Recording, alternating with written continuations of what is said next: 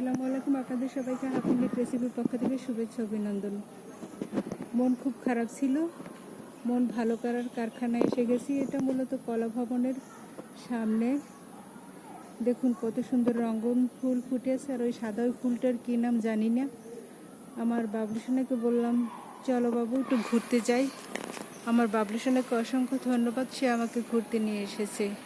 সত্যি আমার মন এত ভীষণ খারাপ ছিল, হঠাৎ করে ফুল দেখে মন একদম ভালো হয়ে গেল। দেখুন কত থোকায় থোকায় রঙন ফুল ফুটে আছে, আবার এই যে কত পাখি আসছে, ভীষণ ভালো লাগছে।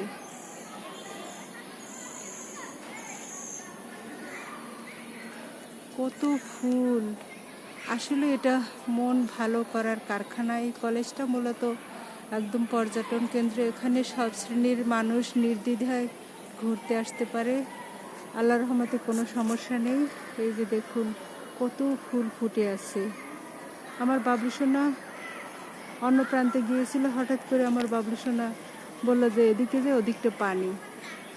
এসে তো সত্যি সত্যি মন ভালো হয়ে গেল। দেখুন কত সুন্দর ফুল, দুনিয়ায় এত সুন্দর ফুল। ওই যে আবার পাখিটা কোথায় বসে আছে, দেখার মতো দৃশ্য।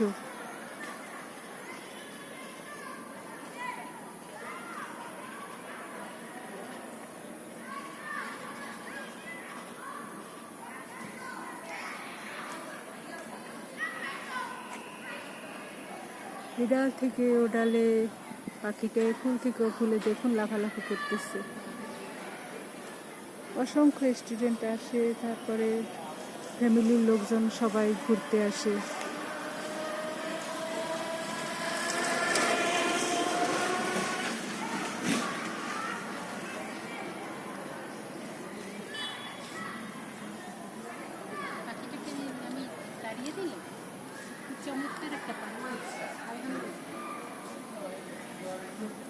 পাখি আবার এসে গেছে, বেবি পাখি আবার এসে গেছে। দেখো ওই যে কত সুন্দর লাগছে বেবি।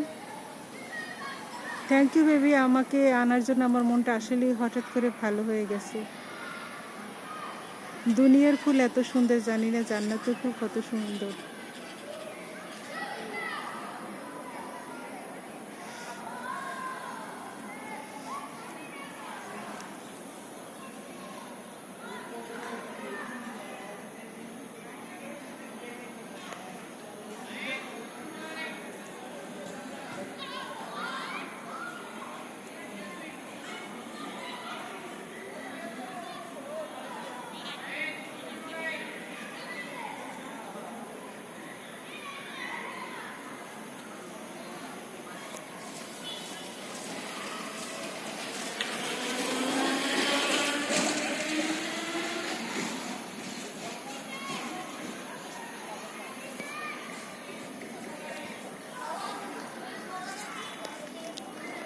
মধু খেয়ে তার শরীরটা কি বানাইছে। ওই ফুলের মধু খেতে আসে ওরা? ও তো মধু খায়। ও আচ্ছা,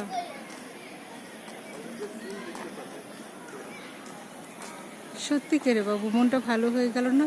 যেমন বাতাস তেমনি ফুলের সৌন্দর্য।